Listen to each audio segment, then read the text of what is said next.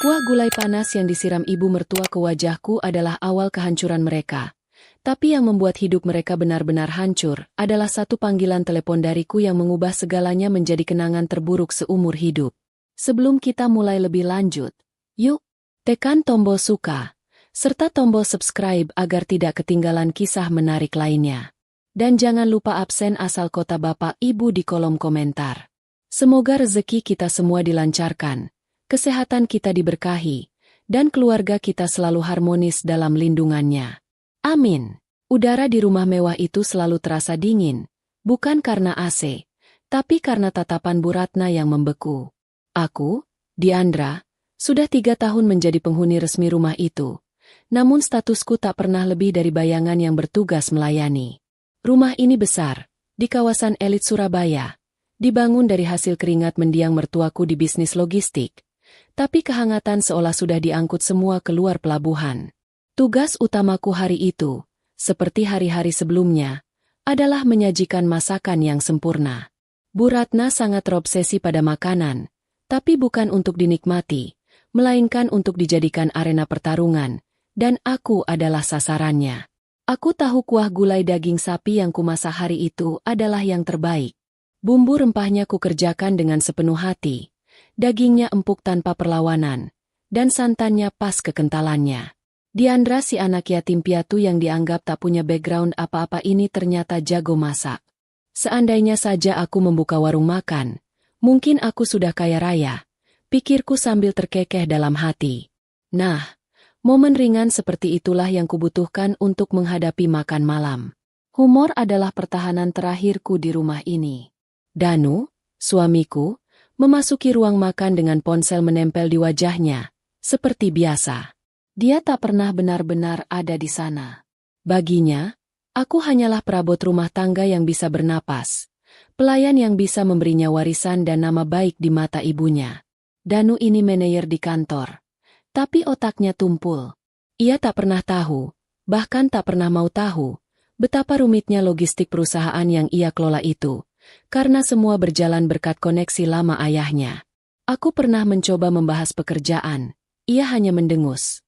Urusan dapur saja, Diandra. Kamu itu cuma bisa masak. Baik, kalau begitu, urusan dapur akan kuberikan yang terbaik hari ini. Bu Ratna duduk di kursi kepala meja, dengan aura layaknya seorang ratu yang siap mengeksekusi. Ia membetulkan kalung mutiaranya, lalu mulai mengambil sesendok kuah gulai. Aku menahan napas. Jantungku berdebar tak karuan. Padahal aku sudah berkali-kali melewati adegan ini.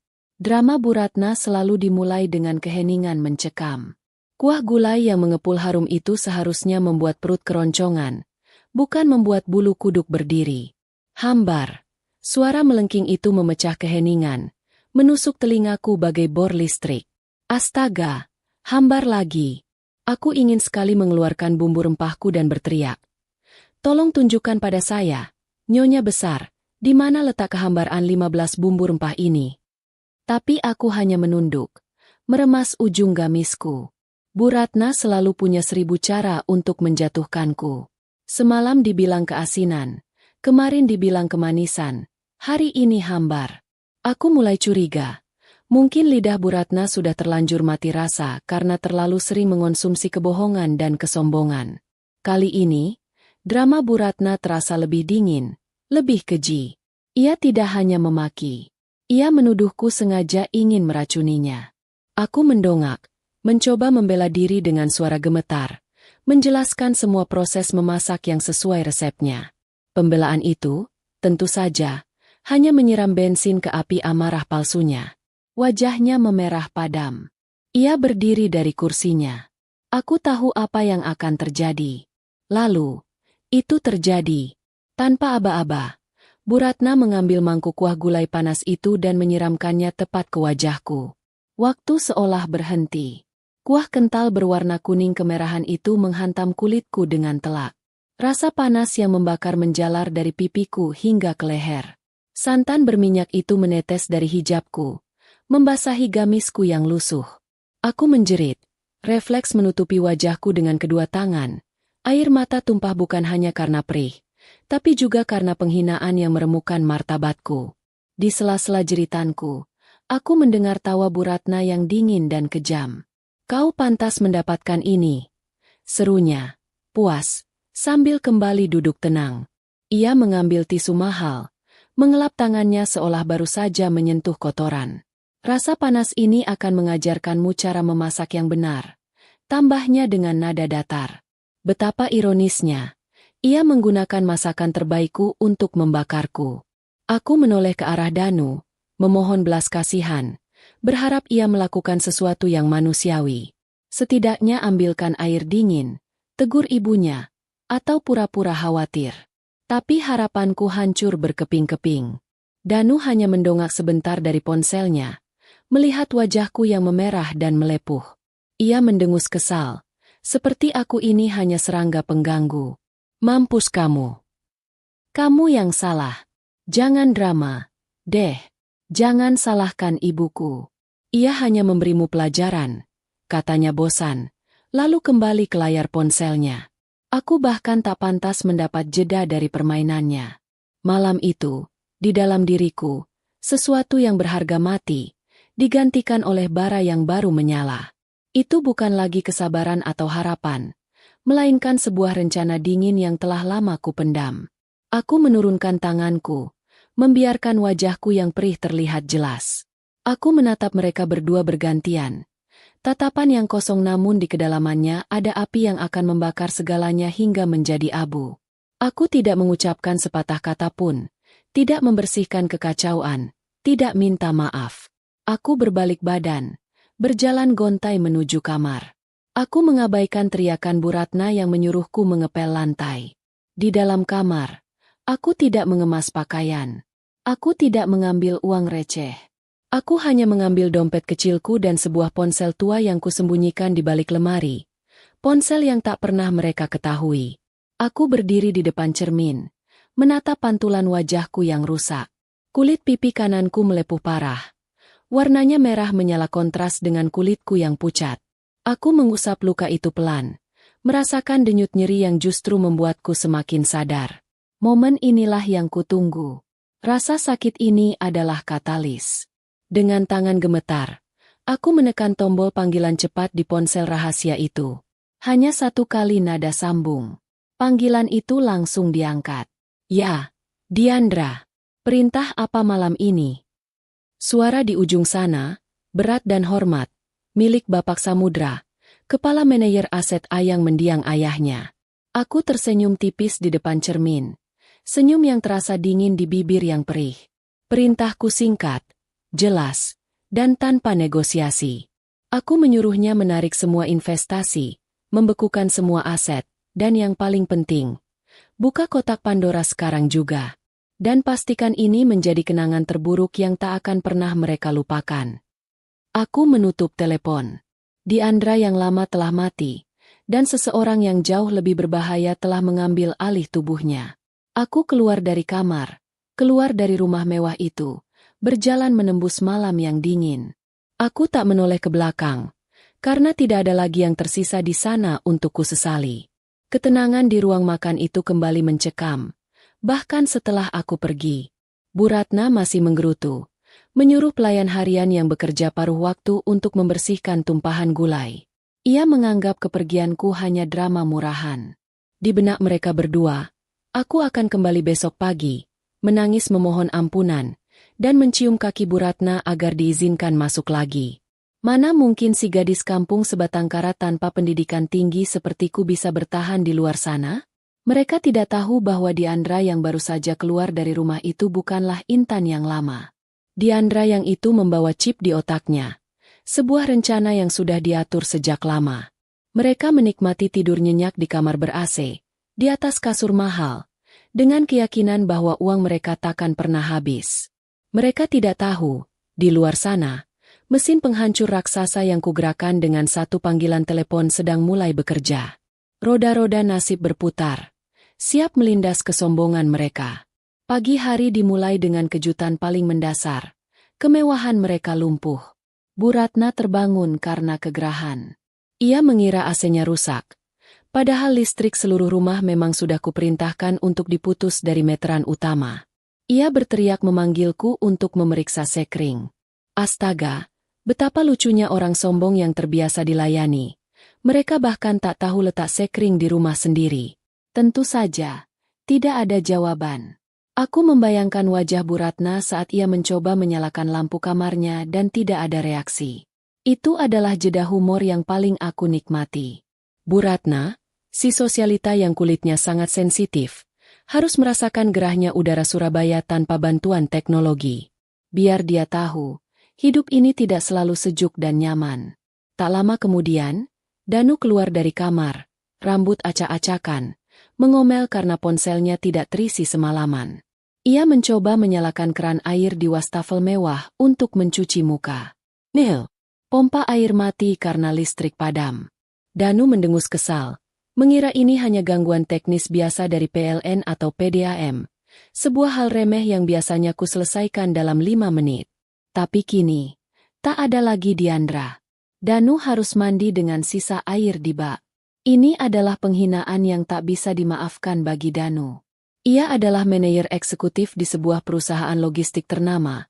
Tampil rapi adalah harga diri.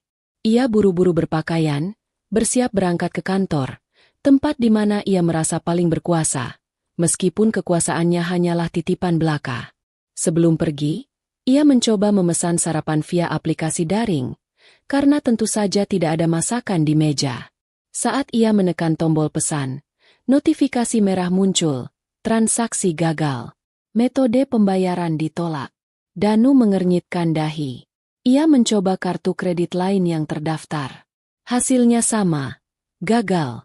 Aku yakin ia berpikir sistem bank sedang bermasalah.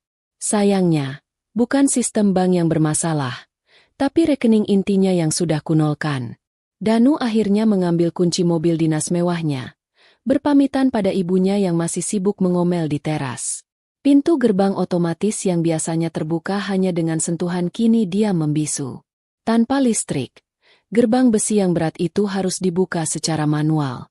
Aku tersenyum membayangkan Danu, si manajer necis, harus bersusah payah mengotori kemeja putihnya dengan debu dan karat besi. Di perjalanan menuju kantor, masalahnya merayap dari hal kecil menjadi mengerikan. Danu memutuskan mampir ke pompa bensin. Ia mengisi penuh tangki mobil Eropanya yang boros. Saat tiba waktunya membayar, ia menyodorkan kartu debit platinumnya dengan gaya angkuh. Petugas kasir menggeleng. Kartu ditolak. Hubungi bank penerbit. Danu mulai panik. 3 kartu kreditnya yang lain juga ditolak.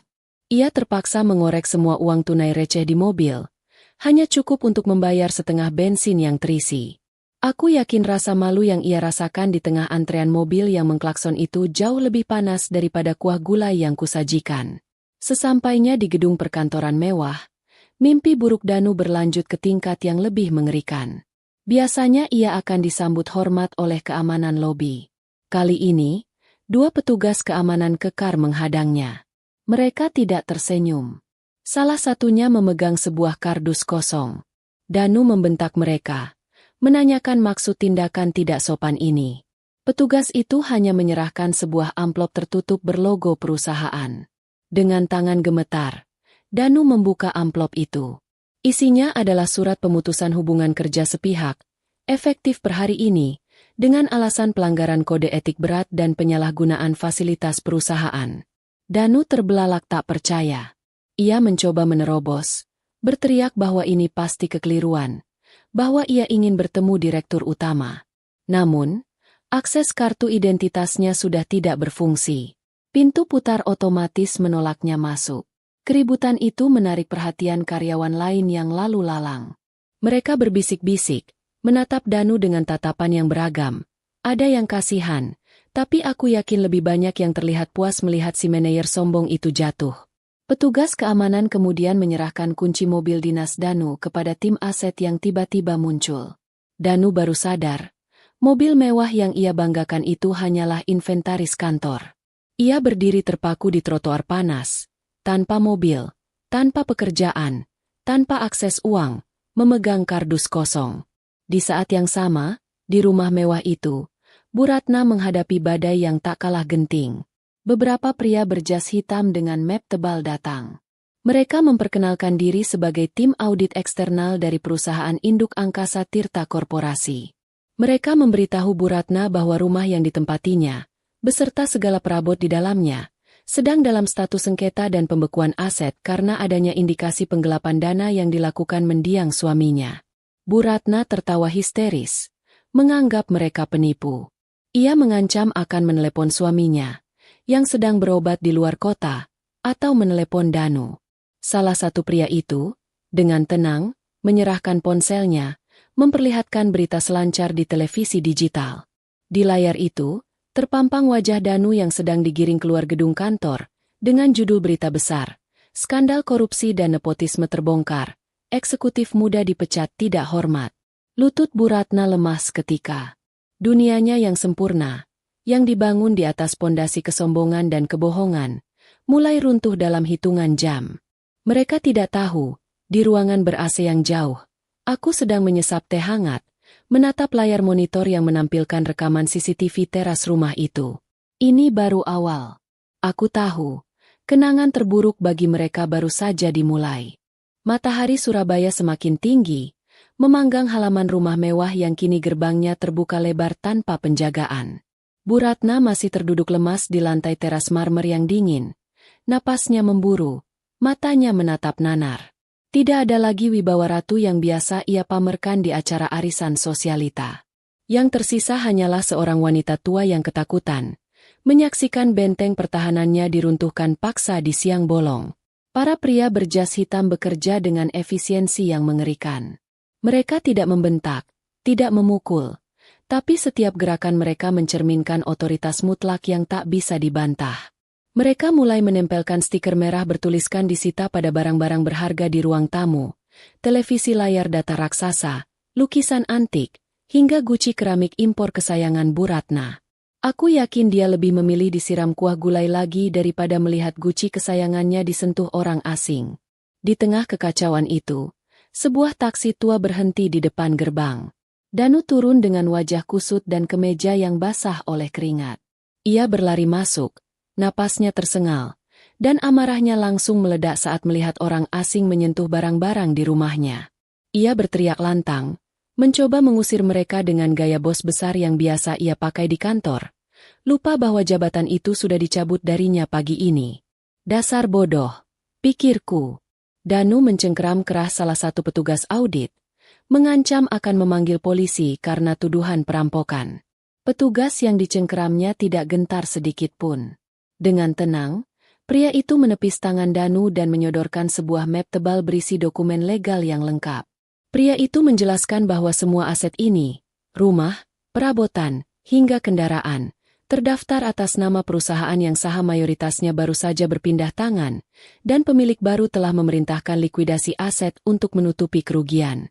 Aku membayangkan Danu membaca deretan angka utang dan bukti manipulasi keuangan yang selama ini disembunyikan mendiang ayahnya. Danu terdiam kaku. Ia baru sadar, rumah ini bukan milik mereka sepenuhnya, melainkan aset perusahaan yang dipinjamkan, dan kini ditarik kembali. Danu menoleh ke arah Bu Ratna, meminta penjelasan, tapi ibunya hanya bisa menangis histeris. Dia menyalahkan nasib, menyalahkan saingan bisnis, menyalahkan semua orang kecuali dirinya sendiri. Situasi semakin memanas ketika tim eksekutor mulai mengangkat sofa kulit dari ruang tengah.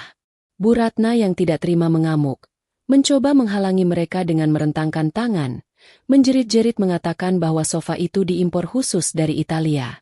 Ini adalah jeda humor yang menyedihkan. Seorang wanita sombong kehilangan akal hanya karena sofa. Salah satu petugas dengan tatapan dingin berkata bahwa Bu Ratna dan Danu memiliki waktu tepat 24 jam untuk mengemasi barang-barang pribadi mereka. Setelah itu, kunci rumah akan diganti dan akses ditutup total.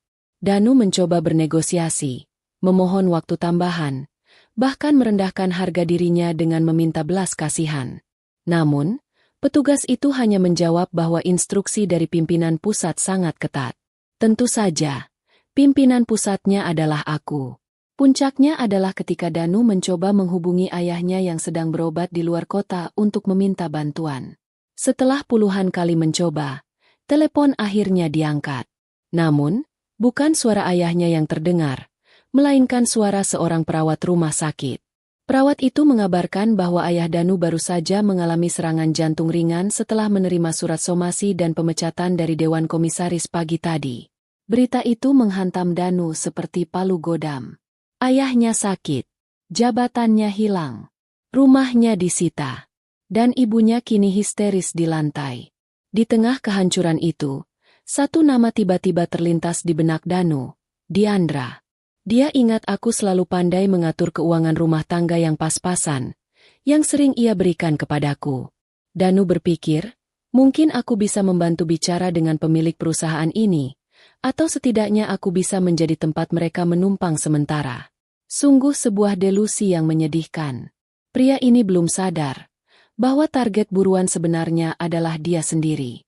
Malam itu juga, setelah mengemasi beberapa koper pakaian dengan penerangan lilin karena listrik masih diputus, Danu dan Bu Ratna keluar dari rumah mewah itu. Mereka terpaksa meminjam mobil tua milik Lia, mantan kekasih Danu, yang datang setelah ditelepon berkali-kali. Lia, dengan gaya sok pahlawannya, datang sambil menggerutu. Namun ia tetap datang karena masih berharap bisa mendapatkan keuntungan dari sisa-sisa kekayaan mereka yang ia kira masih ada. Mereka bertiga berdesakan di dalam mobil kecil itu, melaju membelah kemacetan Surabaya menuju alamat kontrakan lamaku yang pernah tertera di biodata pernikahan. Danu yakin aku pasti pulang ke sana, ke tempat asalku yang kumuh. Sesampainya di sebuah gang sempit di pinggiran kota, Danu turun dengan rasa jijik. Bau got dan sampah menyengat hidungnya. Ia mengetuk pintu sebuah rumah petak kecil yang catnya sudah mengelupas. Seorang wanita gemuk dengan daster lusuh membuka pintu, menatap Danu dengan curiga. Saat Danu bertanya tentang Diandra, wanita itu mengerutkan kening. Ia berkata bahwa tidak ada orang bernama Diandra yang tinggal di sana. Danu ngotot, mengatakan bahwa itu adalah alamat KTP istrinya. Wanita itu tertawa sinis, lalu menjelaskan bahwa rumah itu sudah kosong selama 5 tahun sebelum ia tempati. Namun, seorang tukang ojek yang sedang mangkal di dekat situ menyela. Ia bilang ia pernah melihat wanita dengan ciri-ciri seperti turun dari sebuah sedan hitam mewah di ujung gang, hanya untuk mengambil surat di kotak pos umum, lalu pergi lagi. Informasi itu membuat Danu bingung. Mobil mewah? Aku bahkan tidak bisa menyetir. Dan aku tidak punya uang. Lia yang mendengarkan dari dalam mobil mulai memanas-manasi, berbisik bahwa mungkin aku selama ini menjadi simpanan orang kaya, dan itulah sebabnya aku tidak pernah melawan saat disiksa Bu Ratna, karena aku punya pelarian lain. Bu Ratna langsung menyambar teori itu dengan semangat. Matanya berbinar penuh kebencian. Fitnah itu membuat mereka merasa sedikit lebih baik, seolah kemalangan mereka adalah akibat kejahatanku, bukan karma mereka sendiri. Mereka memutuskan untuk mencari jejak lain. Danu teringat bahwa aku pernah meninggalkan sebuah buku catatan kecil di laci dapur. Buku yang sering kupakai untuk mencatat resep. Mereka kembali ke rumah yang gelap gulita itu, menyelinap masuk seperti maling di rumah sendiri. Dengan bantuan senter ponsel, Danu mengobrak-abrik laci dapur yang berantakan. Di sudut paling belakang, di bawah tumpukan kertas koran alas laci, ia menemukan bukan buku resep, melainkan sebuah amplop coklat tebal yang tertinggal, atau sengaja kutinggalkan. Danu membukanya dengan tangan gemetar. Di dalamnya tidak ada uang, melainkan tumpukan fotokopi dokumen perusahaan. Danu menyalakan senter ponselnya lebih terang. Matanya membelalak membaca judul dokumen itu. Laporan Audit Internal PT Pelayaran Dirgantara, Rahasia. Di setiap halaman terdapat catatan kaki dengan tulisan tangan rapi yang sangat ia kenali. Tulisan tanganku. Tulisan itu berisi analisis tajam tentang aliran dana yang dikorupsi oleh Bu Ratna untuk membeli perhiasan mewah dan perjalanan liburan. Di halaman terakhir, terdapat sebuah tanda tangan otorisasi audit yang membuat jantung Danu berhenti berdetak sesaat. Di sana tertulis, Diandra Angkasa, Lead Forensic Auditor. Nama belakang Angkasa membuat Lia yang mengintip dari balik bahu Danu terpekik kaget. Lia tahu nama itu. Angkasa adalah nama keluarga konglomerat logistik yang baru saja mengakuisisi perusahaan tempat Danu bekerja. Potongan teka-teki itu mulai tersusun membentuk sebuah gambar yang mengerikan. Aku bukanlah gadis yatim piatu miskin dari kampung. Aku adalah putri dari pemilik kekaisaran bisnis yang bisa membeli harga diri Danu dan Bu Ratna hanya dengan uang receh mereka. Dan selama 3 tahun ini, aku bukan sedang mengabdi, melainkan sedang mengumpulkan bukti. Danu merosot ke lantai dapur yang kotor. Dokumen itu terlepas dari tangannya. Rasa takut yang amat sangat mulai merayap naik ke tenggorokannya. Ia baru sadar bahwa wanita yang ia sebut drama dan lelet semalam adalah predator puncak yang sedang bermain-main dengan mangsanya sebelum menerkam. Dan kini, permainan itu sudah selesai. Udara di apartemen sempit milik Lia malam itu terasa pengap, bercampur dengan bau ketakutan dan parfum murah yang menyengat. Bu Ratna yang biasanya cerewet kini diam 1000 bahasa. Wajahnya pucat pasi membayangkan siapa sebenarnya yang ia siram kuah gulai panas. Tapi kesombongan itu memang sulit mati. Ia hanya tertunda, tidak hilang. Lia, yang selalu punya ide licik, tiba-tiba memecah keheningan. Ia berkata bahwa jika aku benar-benar orang kaya dari klan angkasa, mereka masih bisa memeras. Mereka bisa menggunakan status istri sah dan isu penelantaran suami untuk menuntut harta Gonogini.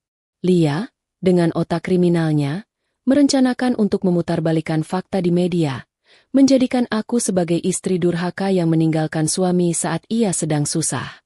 Aku yakin ini adalah jeda konyol yang mereka butuhkan untuk merasa lebih baik. Bayangkan, mereka baru saja sadar siapa musuh mereka, tapi alih-alih menyerah, mereka malah memutuskan untuk melawan balik dengan senjata paling lemah, drama media sosial. Danu dan Bu Ratna, yang sudah kehilangan akal sehat, mengangguk setuju. Mereka tidak tahu, langkah bodoh yang akan mereka ambil ini justru sudah kutunggu sebagai umpan terakhir. Keesokan paginya, mereka memulai sandiwara terakhir mereka. Lia bersemangat menjelaskan rencana yang telah ia matangkan semalaman. Mereka akan membuat video pengakuan sedih untuk disebarkan di media sosial. Bu Ratna akan berperan sebagai mertua malang yang diusir oleh menantu durhaka. Mereka akan menuduhku berselingkuh dengan pria kaya dan meninggalkan Danu yang sedang sakit. Mereka mulai merekam dengan persiapan seadanya. Bu Ratna, yang memang berbakat dalam drama, menangis terseduh-seduh di depan kamera ponsel Lia. Ia mengarang cerita tentang betapa ia menyayangiku, namun dibalas dengan pengkhianatan. Danu duduk di samping ibunya, wajah tertunduk lesu, memainkan peran suami terzalimi.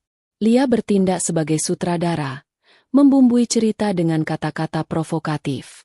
Setelah video selesai diedit kasar, Lia menekan tombol unggah ke berbagai platform media sosial. Dia tersenyum puas, membayangkan uang akan segera mengalir. Mereka duduk, menunggu reaksi publik, yakin bahwa simpati akan berdatangan. Namun, semesta punya kejutan lain. Pagi itu, saat Lia menyalakan televisi untuk mencari hiburan sembari menunggu viralnya video mereka, sebuah siaran langsung berita bisnis muncul di semua stasiun televisi nasional. Judul berita besar terpampang di bagian bawah layar. Akuisisi raksasa. Angkasa Tirta Korporasi ambil alih seluruh saham pelayaran Dirgantara. Danu terpaku menatap layar. Di podium konferensi pers yang megah, berdiri sosok wanita yang sangat ia kenal, namun terasa begitu asing. Itu aku. Tapi itu bukan Diandra yang biasa memakai daster lusuh dan berbau bumbu dapur. Diandra di layar kaca mengenakan setelan blazer abu-abu yang membalut tubuhku dengan elegan. Hijabku tertata rapi dengan gaya modern, dan wajahku memancarkan aura kekuasaan yang mengintimidasi. Jantung Danu seolah berhenti berdetak saat kamera menyorot wajahku secara close-up. Di pipi kananku, terlihat jelas bekas luka bakar kemerahan akibat siraman kuah gulai, yang belum sepenuhnya pulih. Aku tidak berusaha menutupinya. Aku membiarkan luka itu terlihat, sebagai simbol keberanian. Dengan suara yang tenang, tegas, dan berwibawa, suara yang tidak pernah Danu dengar selama pernikahan kami, aku berbicara kepada para wartawan.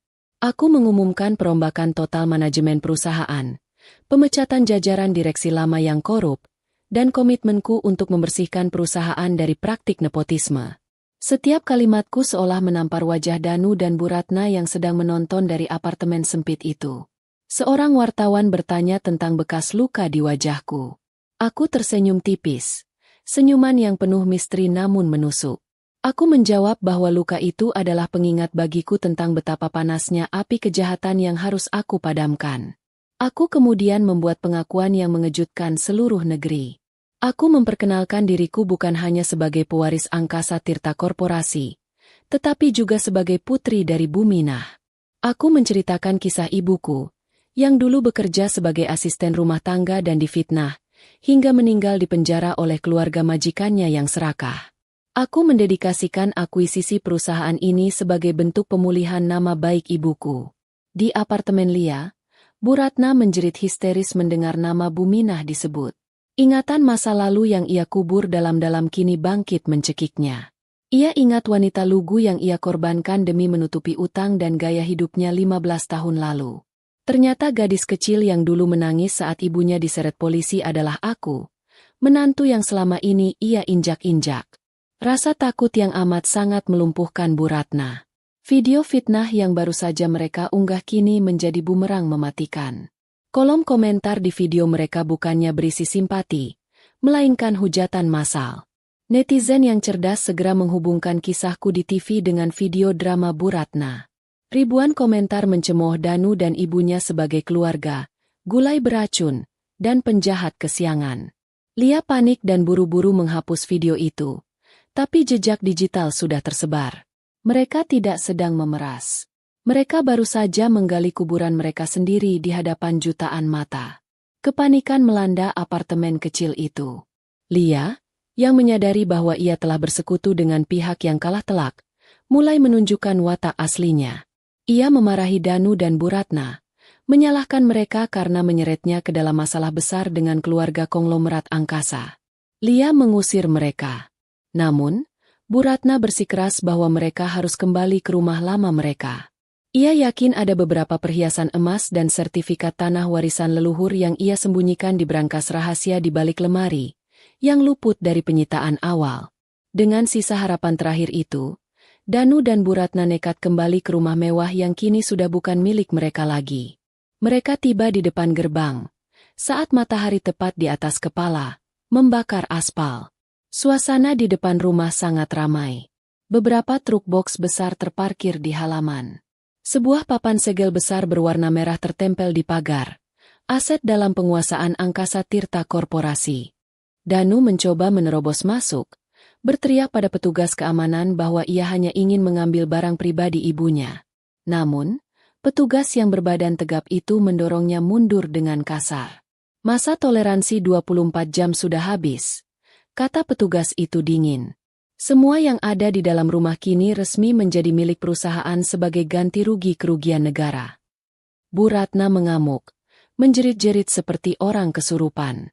Tetangga-tetangga yang dulu sering ia pameri kekayaan kini keluar dari rumah mereka, menonton tontonan gratis itu dengan tatapan mencemooh. Tidak ada yang datang membantu. Danu berlutut di depan gerbang, memohon agar diizinkan masuk sebentar saja untuk membuka brankas.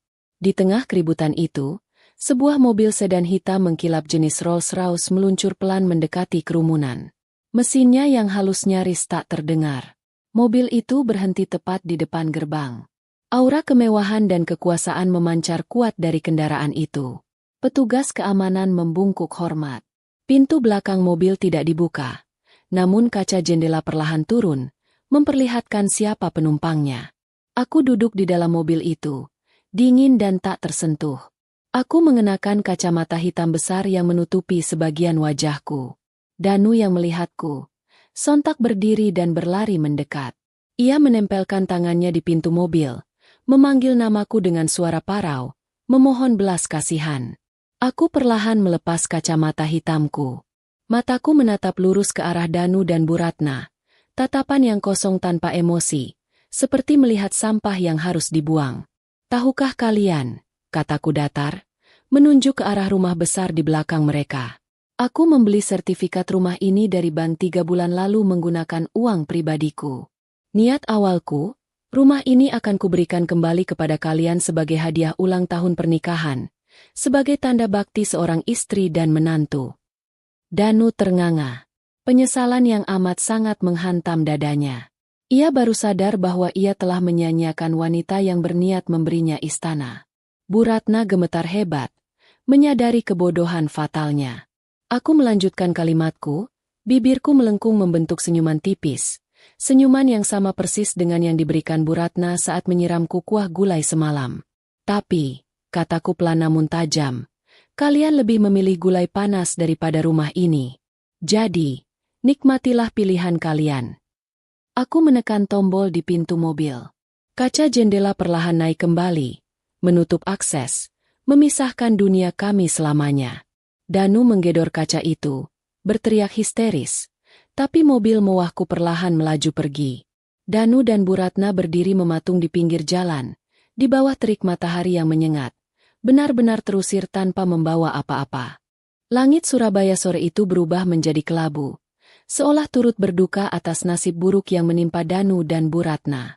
Setelah diusir secara memalukan dari depan gerbang rumah mereka sendiri olehku, ibu dan anak itu tidak memiliki pilihan lain selain kembali ke apartemen sempit Lia. Kaki mereka terasa berat saat melangkah menaiki tangga apartemen kumuh itu, karena lift sedang rusak. Dalam benak Danu, Lia adalah satu-satunya perahu penyelamat yang tersisa. Meskipun Lia tadi sempat marah-marah, Danu yakin ia bisa membujuk mantan kekasihnya itu dengan janji manis bahwa ia akan bangkit lagi suatu hari nanti. Danu itu memang tidak pernah kehabisan delusi. Namun, harapan itu hancur berantakan begitu mereka tiba di depan pintu unit apartemen Lia. Pintu itu sudah terbuka paksa. Engselnya rusak seperti bekas didobrak. Dari dalam ruangan terdengar suara gaduh. Barang-barang dibongkar. Danu dan Bu Ratna bergegas masuk, mengira ada perampok. Pemandangan di dalam membuat darah mereka tersirap. 3 orang polisi berseragam lengkap sedang memborgol kedua tangan Lia ke belakang tubuhnya. Lia meronta-ronta. Wajah cantiknya yang biasa terawat kini berantakan oleh air mata dan maskara yang luntur. Di sekeliling ruangan, beberapa petugas lain sedang menyita laptop, tumpukan berkas, dan beberapa tas bermerek yang ternyata palsu. Danu yang bingung mencoba bertanya kepada salah satu polisi apa yang terjadi. Polisi itu menatap Danu dengan tajam, lalu menjelaskan bahwa Lia ditangkap atas tuduhan penggelapan dana perusahaan, penipuan investasi bodong, dan pemalsuan dokumen keuangan yang merugikan anak perusahaan angkasa Tirta Korporasi senilai miliaran rupiah. Ternyata selama ini Lia bukanlah pengusaha sukses seperti yang ia citrakan. Ia hanyalah penipu ulung yang memutar uang haram, dan salah satu korbannya adalah perusahaan yang kini berada di bawah kendaliku. Aku, yang kini memegang kendali penuh atas semua data perusahaan, telah menyerahkan bukti digital lengkap tentang kejahatan Lia ke kepolisian 1 jam yang lalu. Mendengar itu, Lia berteriak histeris ke arah Danu. Ia meludahi wajah Danu dan memaki-maki dengan kasar. Lia mengungkapkan kebenaran yang menyakitkan, bahwa ia tidak pernah mencintai Danu sedikitpun. Ia mendekati Danu hanya karena ia tahu Danu adalah manajer bodoh yang bisa ia manfaatkan untuk memuluskan aksesnya menggerogoti uang perusahaan. Istrimu, Diandra, adalah iblis yang sesungguhnya, teriak Lia lantang. Menurut Lia, aku sudah tahu tentang kejahatan ini sejak lama, tapi sengaja membiarkannya sampai Lia merasa aman, baru kemudian menjebaknya di saat yang paling menyakitkan. Aku tersenyum dalam bayanganku. Tentu saja, aku selalu bermain di langkah terakhir. Polisi mulai menyeret Lia keluar. Saat melewati Bu Ratna yang gemetar ketakutan di pojok ruangan, Lia tertawa sinis seperti orang gila. Ia berkata bahwa Bu Ratna dan dirinya sama saja. Sama-sama wanita serakah yang akhirnya kalah oleh wanita kampung yang mereka hina. Setelah Lia dibawa pergi, polisi memerintahkan Danu dan Bu Ratna untuk segera keluar dari apartemen itu. Tempat kejadian perkara akan disegel dengan garis polisi. Danu mencoba memohon agar diizinkan menginap 1 malam saja, karena hari sudah mulai gelap dan ibunya sedang sakit. Namun, polisi menggeleng tegas. Prosedur hukum tidak mengenal belas kasihan. Diusir untuk kedua kalinya dalam 1 hari benar-benar meruntuhkan mental Danu. Mereka turun ke jalanan aspal yang dingin tanpa membawa apa-apa, kecuali baju yang melekat di badan. Mobil Lia yang mereka pakai tadi pun sudah diderek polisi sebagai barang bukti. Danu meraba saku celananya, hanya menemukan beberapa lembar uang ribuan yang lusuh.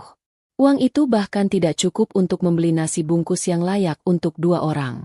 Malam itu, di bawah jembatan layang yang bising oleh deru kendaraan ibu kota, Mantan manajer eksekutif yang sombong dan nyonya besar yang angkuh itu harus tidur beralaskan koran bekas, ditemani nyamuk dan bau pesing yang menyengat. Mereka merenungi nasib mereka yang berbalik 180 derajat dalam sekejap mata. Aku tahu, hukuman yang kuberikan ini jauh lebih menyakitkan daripada penjara. Penjara hanya membatasi fisik, tapi aku telah memenjarakan jiwa mereka di tengah kekayaan yang mereka dambakan. Mereka kini adalah orang buangan. Hantu kelaparan di tengah kota yang mereka banggakan. Ini baru awal dari neraka mereka. Dan aku, Diandra, baru saja menyelesaikan babak penangkapan para pengkhianat. Sisanya, biar karma yang menyelesaikan. 2 minggu telah berlalu sejak malam pertama mereka menjadi gelandangan, dan kehidupan Danu serta Bu Ratna telah berubah menjadi neraka dunia yang nyata. Wajah mereka yang dulu bersih terawat kini kusam, berminyak, dan menghitam karena debu jalanan. Pakaian mereka yang dulu bermerek kini dekil, bau apek, dan sobek di beberapa bagian. Rasa lapar menjadi teman setia yang menggerogoti perut mereka setiap jam. Tidak ada lagi gulai daging lezat. Tidak ada lagi nasi hangat pulen. Yang ada hanyalah nasi sisa dari warung Tegal yang kadang diberikan karena kasihan, atau roti kedaluarsa yang mereka pungut dari tempat sampah. Demi bertahan hidup, Danu terpaksa membuang jauh-jauh gengsinya. Ia pergi ke pasar induk di pinggiran kota sebelum subuh, menawarkan tenaganya untuk menjadi kuli panggul. Tubuhnya yang tidak pernah terlatih untuk kerja kasar terasa remuk redam saat harus memanggul karung beras seberat 50 kilogram di pundaknya. Tulang punggungnya menjerit kesakitan. Kakinya gemetar menahan beban. Seringkali, mandor pasar akan memukul betisnya dengan rotan dan memaki-makinya dengan kata-kata kasar. Persis seperti kata-kata yang dulu sering Danu ucapkan padaku saat aku terlambat membawakan kopi. Danu menangis dalam hati, menyadari betapa sakitnya diperlakukan seperti hewan pekerja. Karma datang dengan presisi yang menakutkan. Sementara itu, nasib Bu Ratna tidak kalah menyedihkan. Wanita yang dulu selalu menyuruh pembantu dengan seenaknya itu kini terpaksa menjadi buruh cuci gosok di perkampungan kumuh tempat mereka menumpang tidur di teras toko. Tapi sifat sombong Bu Ratna yang sudah mendarah daging membuatnya sulit bekerja. Ia sering dimarahi oleh majikannya, seorang pemilik warung nasi galak, karena hasil cuciannya tidak bersih atau setrikaannya kurang rapi. Suatu siang, saat Bu Ratna tidak sengaja menumpahkan pemutih ke baju majikannya, wanita itu marah besar. Majikannya melempar baju basah tepat ke wajah Bu Ratna dan mengusirnya tanpa bayaran. Air bekas cucian yang dingin dan kotor membasahi wajah keriput Bu Ratna, mengingatkannya pada sensasi kuah gulai panas yang ia lempar ke wajahku. Ia menuai apa yang ia tabur. Di tengah keputusasaan itu, Danu mendengar kabar dari sesama kuli panggul. Katanya, Angkasa Tirta Korporasi sedang mengadakan acara bakti sosial besar-besaran di kantor pusat mereka, membagikan sembako dan uang tunai untuk kaum duafa. Secercah harapan picik muncul di benak Danu. Danu berpikir, jika ia dan ibunya datang ke sana dengan kondisi menyedihkan seperti ini, aku mungkin akan iba. Atau setidaknya, aku tidak akan tega mempermalukan mereka di depan umum dan akan memberi sedikit uang. Dengan sisa tenaga, Danu memapah Bu Ratna, berjalan kaki berkilo-kilometer menuju gedung pencakar langit milikku yang megah. Sesampainya di sana, antrean ribuan orang sudah mengular. Danu dan Bu Ratna berdesak-desakan, bau keringat dan debu bercampur aduk. Saat giliran mereka hampir tiba di depan gerbang pembagian, Danu melihatku. Aku berdiri di atas panggung rendah, menyerahkan bingkisan secara simbolis kepada anak yatim. Aku terlihat begitu bercahaya, anggun, dan penuh kasih. Danu berteriak memanggil namaku, mencoba menerobos barisan keamanan. Bu Ratna juga ikut berteriak, memohon belas kasihan. Keributan itu menarik perhatianku. Aku menoleh, melihat 2 sosok manusia kumuh yang sedang diseret mundur oleh petugas keamanan. Aku memberikan isyarat tangan agar petugas berhenti sejenak. Aku turun dari panggung dan berjalan mendekati pagar pembatas tempat Danu dan Bu Ratna berdiri. Jantung Danu berdegup kencang, penuh harap. Ia mengira aku akan memeluknya atau memberinya uang. Namun, tatapanku sedingin es di kutub utara. Aku berdiri tepat di hadapan mereka, hanya terpisahkan oleh pagar besi. Aku menatap wajah Bu Ratna yang kotor dan wajah Danu yang penuh harap. Aku tidak memberikan uang, tidak juga sembako. Aku memajukan wajahku sedikit, mendekat ke telinga Danu. Lalu aku berbisik dengan suara yang sangat pelan, namun menusuk hingga ke tulang sumsum. Ingat kembali rasa panas kuah gulai malam itu. Rasa sakit hidup di jalanan yang kalian rasakan sekarang, belum sebanding dengan rasa sakit hati dan fisik yang aku dan ibuku, Bu Minah, rasakan selama belasan tahun akibat fitnah keji keluarga kalian. Setelah membisikkan kalimat itu, aku menegakkan tubuhku kembali. Aku menatap petugas keamanan dan memberikan perintah singkat untuk tidak membiarkan pengemis yang membuat keributan itu masuk ke area acara. Aku berbalik badan, kembali melangkah menuju panggung kemegahanku, tanpa menoleh sedikitpun. Danu dan Bu Ratna ditinggalkan begitu saja. Diusir seperti anjing kurap di hadapan ratusan orang yang menatap mereka dengan jijik. Hari itu, Danu akhirnya menyadari bahwa pintu maaf telah tertutup rapat, digembok oleh kesalahannya sendiri. Di tengah hari yang terik, tiba-tiba 2 orang petugas polisi berseragam coklat mendadak memotong jalur dan berhenti tepat di depan hidung mereka. Kedua petugas itu turun dengan langkah tegap dan wajah keras. Tidak ada sapaan ramah. Salah satu petugas langsung mencengkeram lengan Danu dengan kasar, menariknya berdiri hingga roti berjamur di tangannya jatuh ke selokan yang kotor. Bu Ratna yang renta diseret dengan sedikit lebih halus namun tetap tanpa rasa hormat, dimasukkan ke dalam kursi belakang mobil yang berpendingin udara dingin. Pintu dibanting tertutup, mengunci mereka dalam keheningan yang mencekam. Mereka tidak ditangkap karena gelandangan. Mereka dibawa menuju markas kepolisian pusat. Di sana, mereka tidak dibawa ke ruang tahanan umum. Mereka digiring melewati lorong-lorong berlantai marmer dingin menuju sayap bangunan khusus, ruang interogasi yang sempit. Beberapa menit kemudian, seorang pria parubaya dengan setelan kemeja rapi dan tatapan mata setajam elang melangkah masuk. Ia memperkenalkan dirinya sebagai kepala unit investigasi khusus. Nadanya terdengar seperti seorang hakim yang sudah siap menjatuhkan vonis mati. Penyidik itu tidak basa-basi. Ia menyentuh layar tablet, memutar sebuah video dengan volume maksimal. Suara yang keluar dari tablet itu begitu jernih, menghantam telinga Danu seperti petir. Layar tablet menampilkan rekaman CCTV resolusi tinggi dari ruang makan rumah mewah yang dulu mereka tempati. Sudut pengambilan gambarnya sangat sempurna, memperlihatkan wajah Bu Ratna yang merah padam karena amarah, dan wajahku yang tertunduk takut. Danu menahan napas. Matanya terbelalak melihat adegan yang terjadi beberapa minggu lalu itu diputar ulang di depannya. Ia melihat ibunya, Bu Ratna, berdiri dengan penuh kebencian, mengambil mangkuk gulai yang uapnya masih mengepul panas, dan menyiramkan kuah mendidih itu lurus ke wajahku. Jeritan kesakitan yang terekam di video itu terdengar begitu memilukan. Bagian yang paling menghancurkan bagi Danu adalah ketika kamera menyorot dirinya sendiri. Di layar itu, Danu terlihat acuh tak acuh, hanya melirik sekilas padaku yang sedang melepuh. Lalu kembali menatap ponselnya sambil mengucapkan kalimat yang kini terdengar seperti kutukan abadi.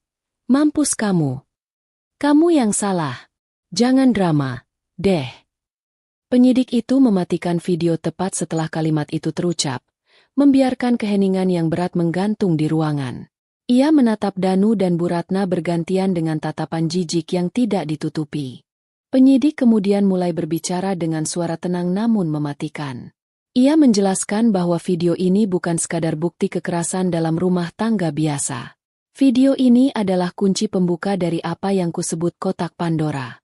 Tim hukum Angkasa Tirta Korporasi telah mengunggah video ini ke platform publik sebagai langkah transparansi hukum, dan dalam hitungan kurang dari 24 jam, video tersebut telah menjadi viral di seluruh pelosok negeri. Jutaan orang telah menonton kekejaman itu.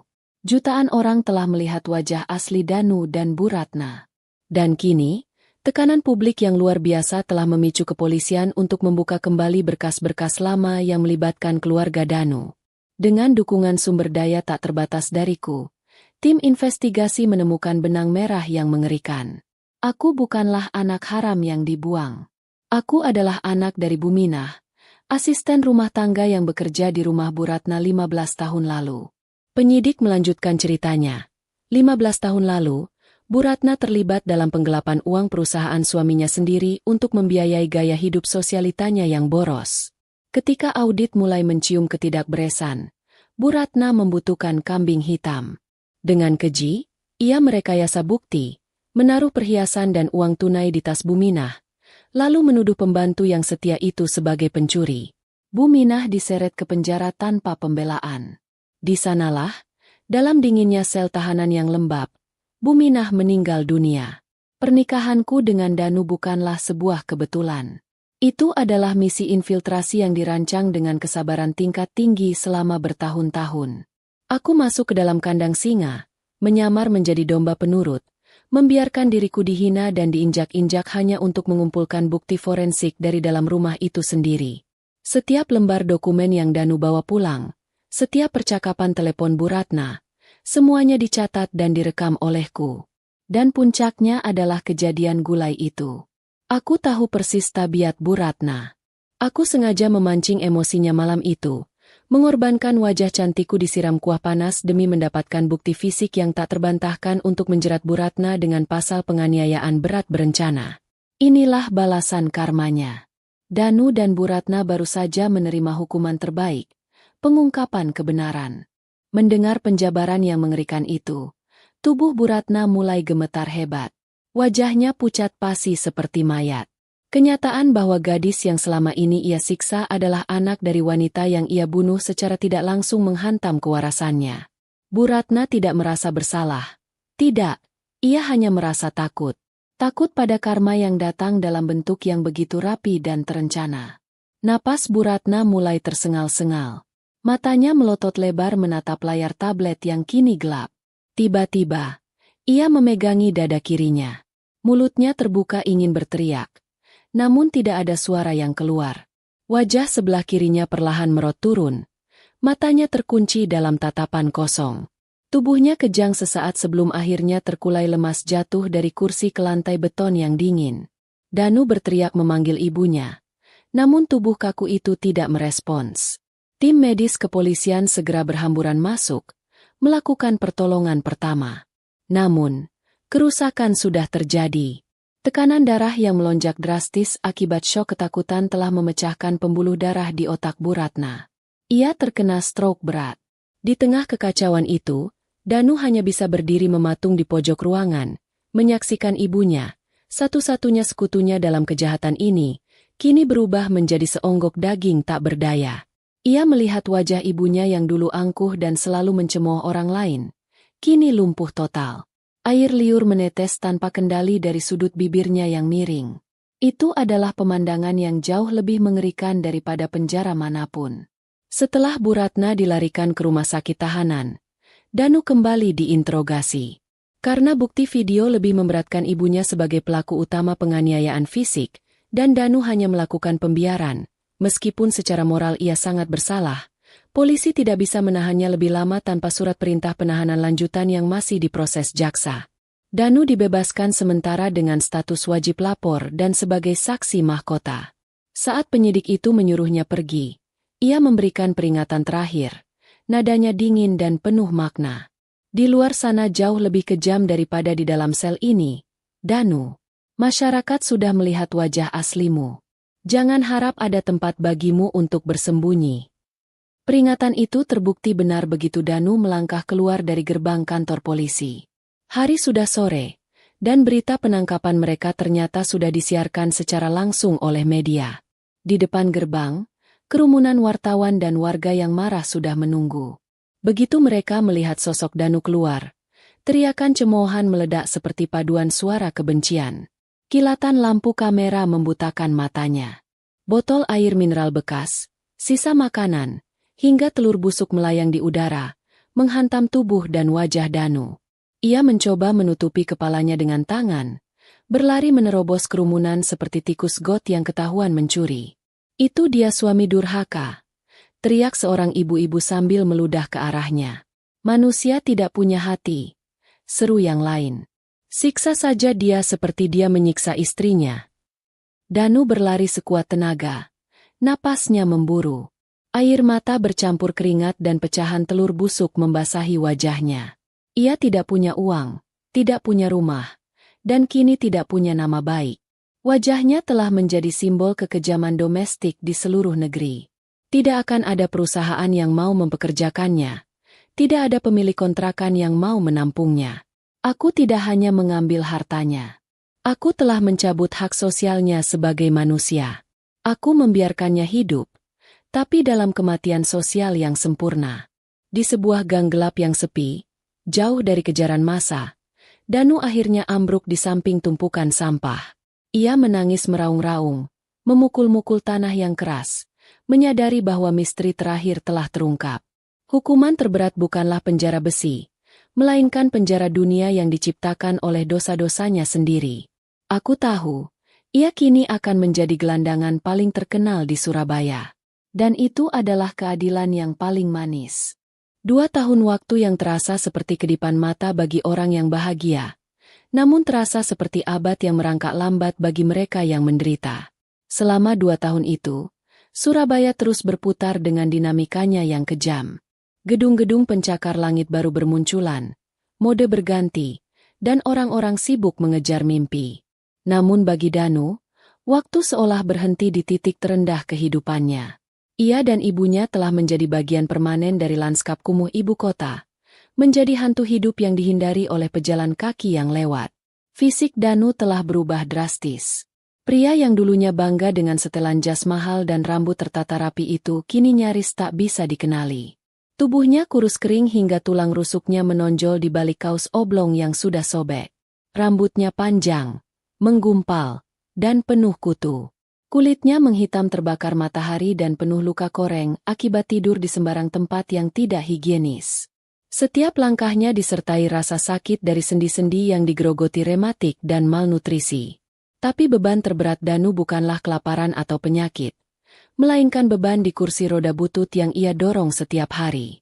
Kursi roda itu ia temukan di tempat pembuangan sampah rumah sakit. Rodanya sudah goyang dan berdecit nyaring setiap kali berputar. Di atas kursi roda itulah Bu Ratna menghabiskan sisa hidupnya. Stroke yang menyerangnya 2 tahun lalu telah melumpuhkan separuh tubuhnya secara permanen. Wajah Bu Ratna miring ke kiri. Matanya yang sebelah kiri tidak bisa menutup sempurna sehingga selalu berair dan merah. Ia kehilangan kemampuan bicaranya. Hanya bisa mengeluarkan suara erangan. Yang menyedihkan saat ia lapar atau buang air di celana. Danu, dengan segala kebencian dan penyesalannya, terpaksa menjadi perawat bagi ibunya. Ia yang harus membersihkan kotoran ibunya, menyuapinya dengan makanan sisa, dan melindunginya dari hujan di bawah kolong jembatan. Seringkali, saat malam yang dingin, Danu menatap ibunya dengan tatapan kosong, bertanya-tanya apakah ini bentuk bakti atau kutukan. Suatu sore, Danu berhasil mendapatkan sebungkus nasi sisa yang lumayan bersih dari warung Padang. Ia menyuapi ibunya perlahan. Bu Ratna, meskipun lumpuh, masih punya selera. Ia membuka mulutnya dengan susah payah. Tiba-tiba, Danu teringat masa lalunya. Coba tebak, Bu, bisik Danu sambil tersenyum kecut. Kalau kuah gulai yang kusiram ke wajah di Andra dulu, kira-kira bakal lebih pedas dari kari Padang ini tidak, ya? Bu Ratna hanya bisa mengeluarkan erangan panjang. Matanya yang sehat menatap Danu nanar, seolah berkata, dasar anak bodoh, kau merusak hidup kita gara-gara kuah gulai, dan sekarang kau malah membahasnya? Danu tertawa pelan. Tawa pahit yang memecah kesunyian. Jeda sejenak dari kekejaman nasib mereka. Rasa bersalahnya kini bercampur dengan rasa lelah yang ekstrim. Malam itu, entah dorongan gaib apa yang menuntun langkah kaki Danu yang pincang itu. Ia mendorong kursi roda ibunya menyusuri trotoar jalan protokol yang bersih dan rapi, jauh dari wilayah kekuasaan gelandangan mereka. Mereka tiba di depan sebuah gedung pertemuan super mewah, Grand Ballroom Hotel Bintang 5 yang pagarnya menjulang tinggi dengan ukiran emas. Cahaya lampu sorot menembus langit malam, menciptakan pilar-pilar cahaya yang megah. Deretan mobil mewah, Rolls-Royce, Ferrari, Mercedes-Benz seri terbaru, mengantre masuk, menurunkan tamu-tamu undangan yang berbalut gaun sutra dan jas mahal. Aroma parfum mahal tercium bahkan sampai ke trotoar tempat Danu berdiri, bercampur kontras dengan bau busuk yang menguar dari tubuhnya sendiri. Danu bersembunyi di balik semak-semak hias yang rimbun di dekat gerbang samping, tempat yang agak gelap. Dari sana, ia bisa melihat pemandangan jelas ke arah pelaminan outdoor yang digelar di taman hotel. Ia mengintip di antara celah daun. Di sana, di tengah dekorasi ribuan bunga mawar putih dan lampu kristal yang menggantung di pohon-pohon, berdiri sepasang pengantin yang menjadi pusat perhatian dunia malam itu. Jantung Danu seolah berhenti berdetak saat matanya menangkap sosok pengantin wanita itu. Diandra. Tapi itu bukan Diandra yang ia kenal. Diandra yang ia kenal adalah wanita yang selalu menunduk, memakai gamis lusuh, dan berbau bumbu dapur. Diandra yang berdiri di sana adalah definisi dari kecantikan yang sempurna. Kulit wajahnya bersinar sehat, mulus tanpa jejak luka sedikit pun. Rupanya, teknologi medis canggih dan perawatan terbaik telah menghapus bekas luka bakar akibat gulai panas itu, mengembalikan kecantikannya bahkan lebih memukau dari sebelumnya. Diandra mengenakan gaun pengantin putih bersih, bertabur kristal yang berkilauan setiap kali ia bergerak. Hijabnya ditata sederhana namun elegan, dihiasi tiara kecil yang membuatnya tampak seperti ratu dari negeri dongeng. Di samping Diandra berdiri seorang pria yang membuat Danu merasa sekecil butiran debu. Pria itu tinggi, tegap, dengan wajah tampan yang memancarkan kecerdasan dan kebaikan. Ia adalah Dr. Reza, seorang dokter spesialis bedah saraf ternama yang juga pewaris tunggal jaringan rumah sakit terbesar di Asia. Dr. Reza memandang Diandra, bukan sebagai pelayan, bukan sebagai objek, melainkan sebagai belahan jiwa yang harus dijaga. Danu melihat Dr. Reza membisikkan sesuatu ke telinga Diandra, lalu dengan lembut merapikan sedikit ujung hijab Diandra yang tertiup angin. Gestur kecil itu begitu penuh kasih sayang, sesuatu yang tidak pernah Danu lakukan seumur hidupnya pada Diandra. Diandra tertawa. Suara tawanya renyah dan lepas, terbawa angin malam hingga ke telinga Danu. Itu adalah suara tawa kebahagiaan murni, tanpa beban, tanpa rasa takut. Danu meremas pegangan kursi roda ibunya dengan kuat hingga buku-buku jarinya memutih. Rasa sakit yang teramat sangat menghantam dadanya. Bukan cemburu, tapi rasa kehilangan yang absolut. Ia ingat betapa tulusnya aku dulu melayaninya. Aku adalah berlian yang jatuh ke pangkuannya. Namun ia justru menganggapku batu kali dan melemparnya ke lumpur. Kini, orang lain telah memungut berlian itu, menggosoknya hingga berkilau, dan memilikinya dengan bangga.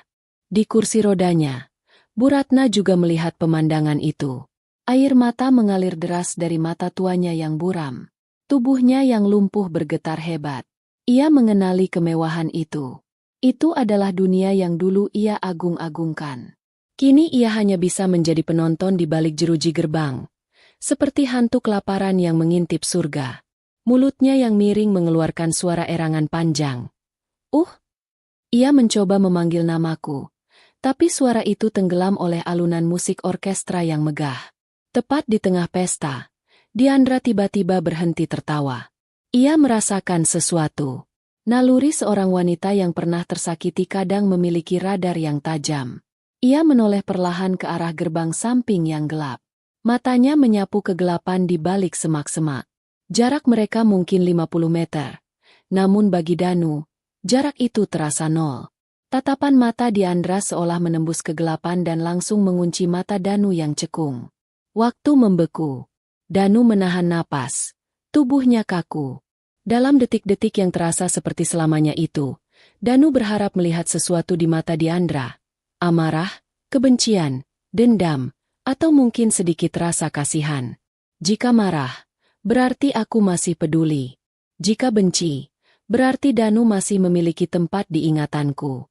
Namun, harapan Danu hancur berkeping-keping. Tatapan Diandra benar-benar kosong, datar. Seperti seseorang yang melihat sebuah tembok kosong atau tong sampah di pinggir jalan. Tidak ada emosi sedikit pun. Bagi Diandra, sosok lusuh di balik semak itu bukanlah mantan suami yang pernah ia cintai, bukan juga musuh yang harus ia benci. Mereka hanyalah nothing, ketiadaan, debu yang tidak relevan dengan kehidupannya yang sekarang.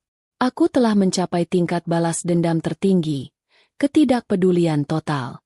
Aku telah menghapus eksistensi mereka dari jiwaku. Dengan tenang, Diandra memalingkan wajahnya kembali ke arah suaminya, Dr. Reza.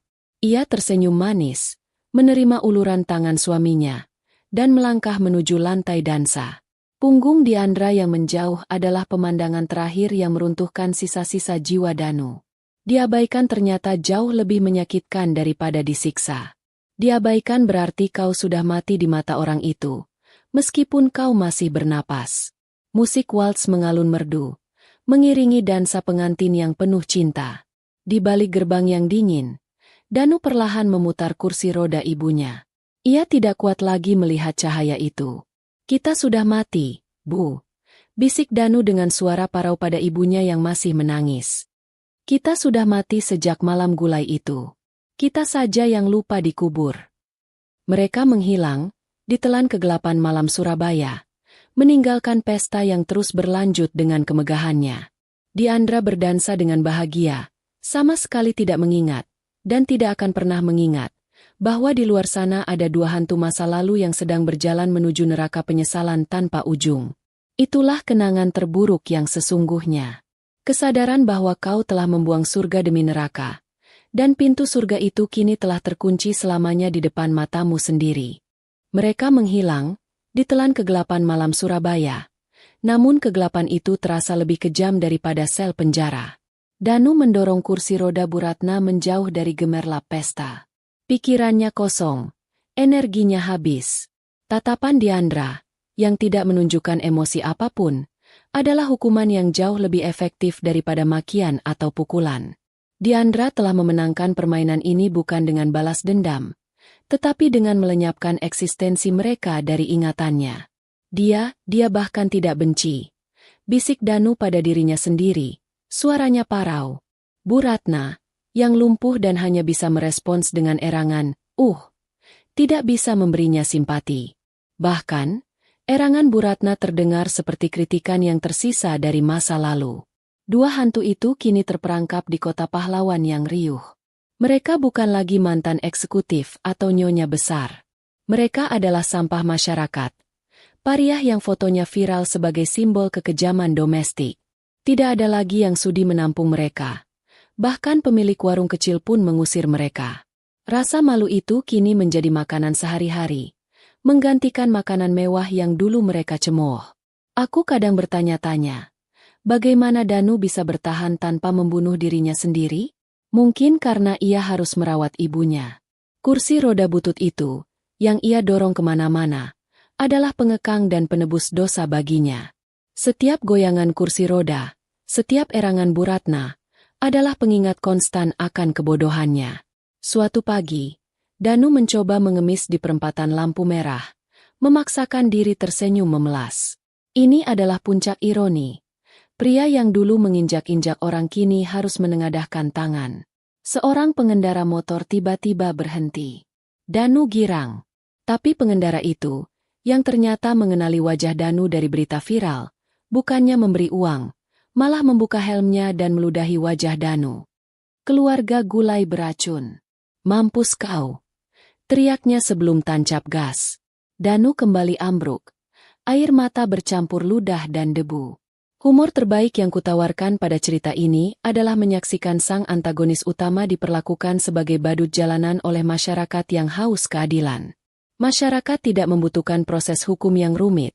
Mereka hanya butuh pelampiasan. Dan Danu adalah sasaran empuknya.